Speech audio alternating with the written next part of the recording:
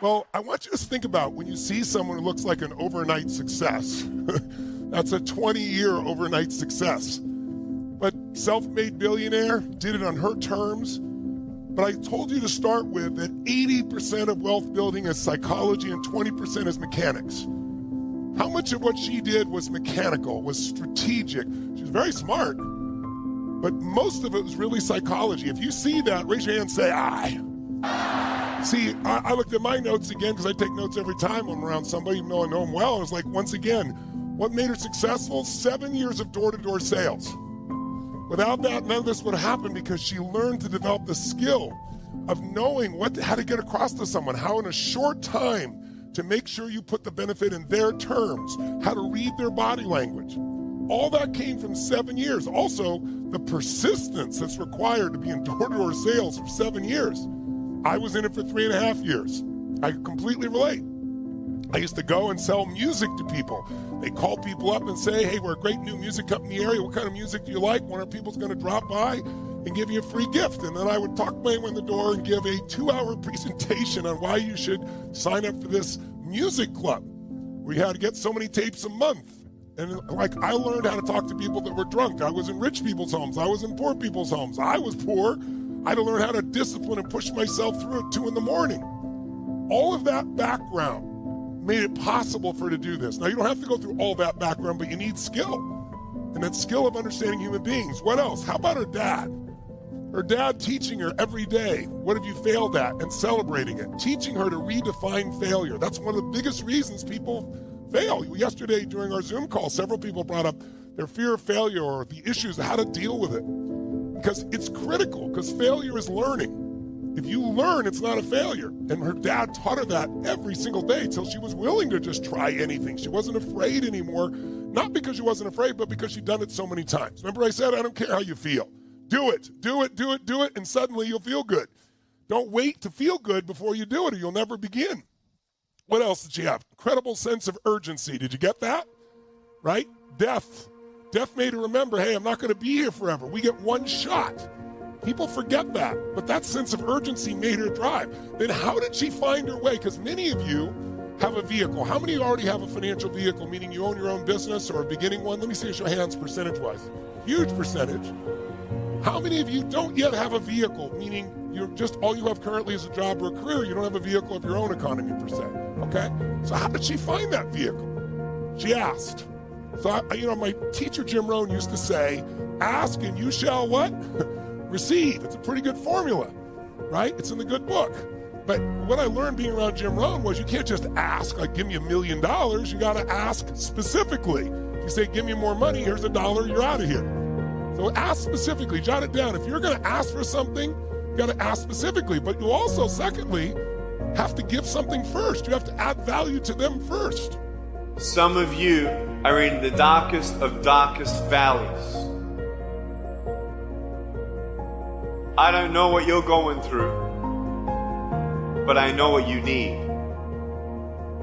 Hope. And I want you to know that beautiful things can come from your broken pieces when you give your broken pieces a chance. You, me, or nobody is gonna hit as hard as life. But it ain't about how hard you hit. It's about how hard you can get hit and keep moving forward. How much you can take and keep moving forward. That's how winning is done. In the last 90 days, how many books have you read? In the last year, what new skill or knowledge have you acquired?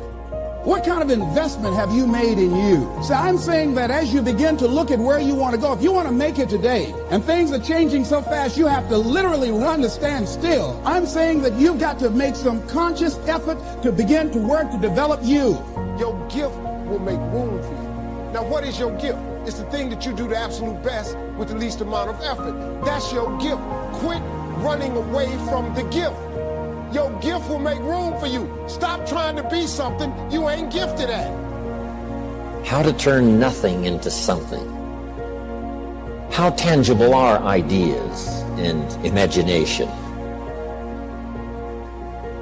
Ideas that become so powerful in your mind and your consciousness, they seem real to you even before they become tangible. Imagination that is so strong that you can actually see it. You can actually see it. If somebody cannot see it when it is not here, then it will never be here. There's joy in the journey. I want to be a billionaire. Where I'm at right now, oh, please understand I'm cool. But if I could get $1 billion, though, if you destroy the dream, the Bible says a man without a dream or vision shall perish. It never mentions if you don't have an education. Today, for an entrepreneur to think big, piece of cake today. So whatever the big thinking idea is that I have, I need confidence to be thinking bigger. And confidence happens with smaller victories. A big victory is a combination of many, many small victories that didn't stop after another one. You have one victory, boom, go get another one, and another one, and another one. All of a sudden, you have a massive victory. The bottom line is, no one's coming. No one. No one's coming to push you. No one's coming to tell you to turn the TV off. No one's coming to tell you to get out the door and exercise. Nobody's coming to tell you to apply for that job that you've always dreamt about. Nobody's coming to write the business plan for you. It's up to you.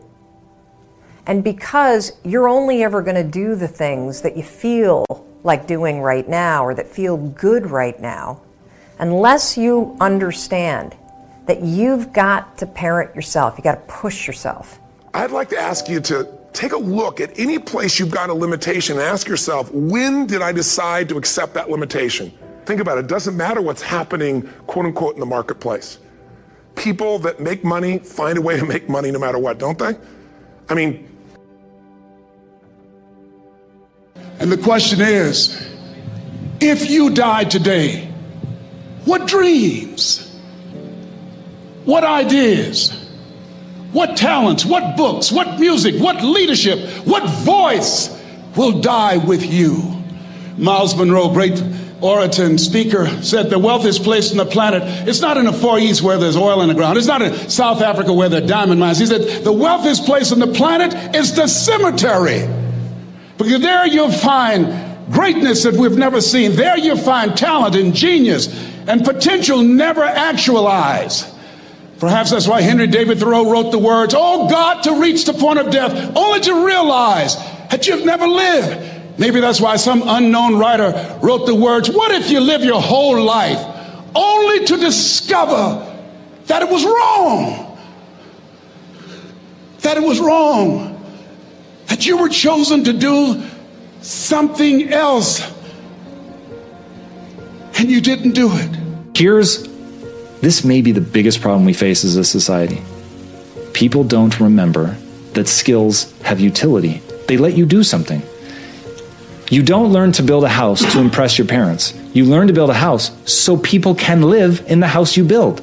And once people understand that, like, holy shit, you're building this house so somebody can live in it, build a home in it, have a family, be sheltered from storms, like, it's a real thing, man. And so all of that effort and energy you went into, I have the chills right now, is so you can create that moment for yourself, for other people. It is something so much more than going to architecture school, which maybe you went to because your parents wanted that and they were architects. And so you do that thing for that and you forget that the whole reason you became an architect was to build houses. And so once people realize, oh, I'm putting all of this time and energy to build these things because they let me do something. What do I want to do? What do I want to give? What do I want to create? When you look at skills from that perspective, it is like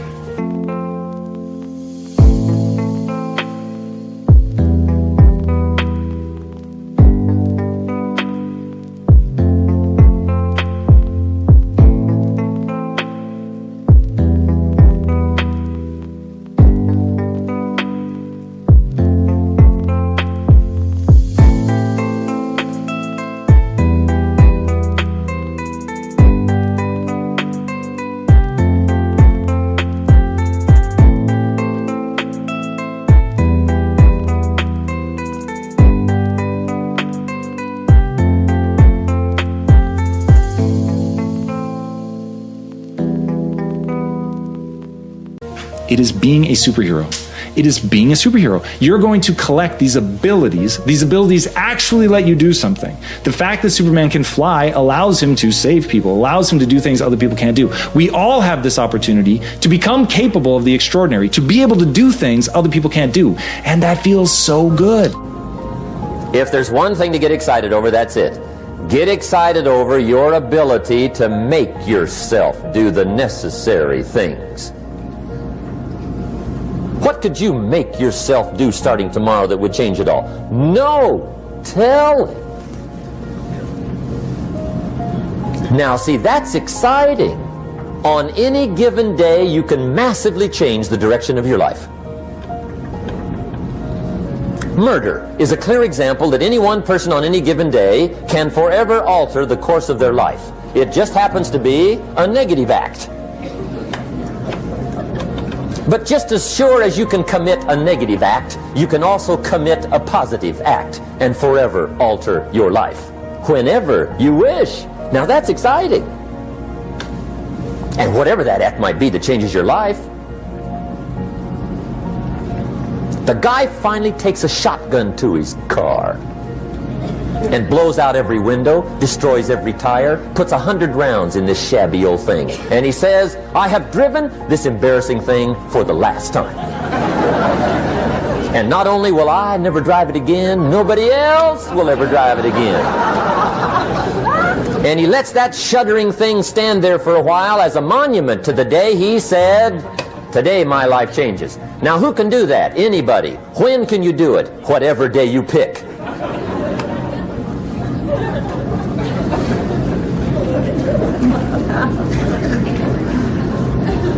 Now here's the key to discipline. Start with the little disciplines, get excited over the little disciplines, and get right on those, because those will lead to the big ones. You can't handle the big challenges in life unless you take on the little ones. Make a list of all the things you can do, get right on those, discipline yourself for those, both for the results and for the muscle and for the practice, so that when life hands you some big challenges, you'll be ready, you'll have the muscle. But see, if you don't handle the small ones, you can't take care of the big ones. Okay, here's what else it takes for life.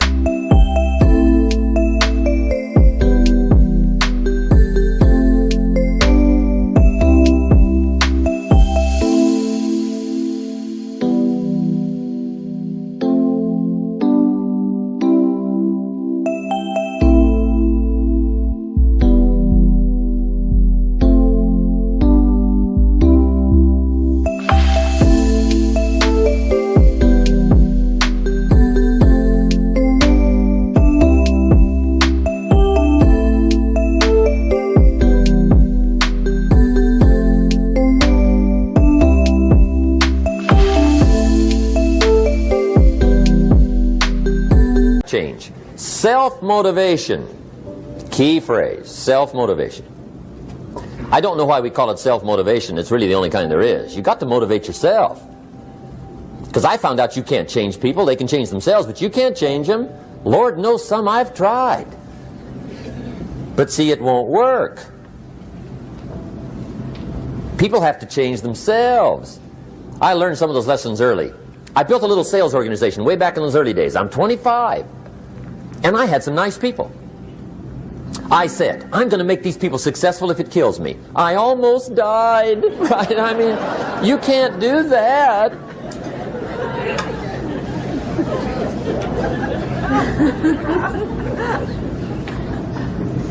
See, I've discovered this. Good people are not trained, they're found.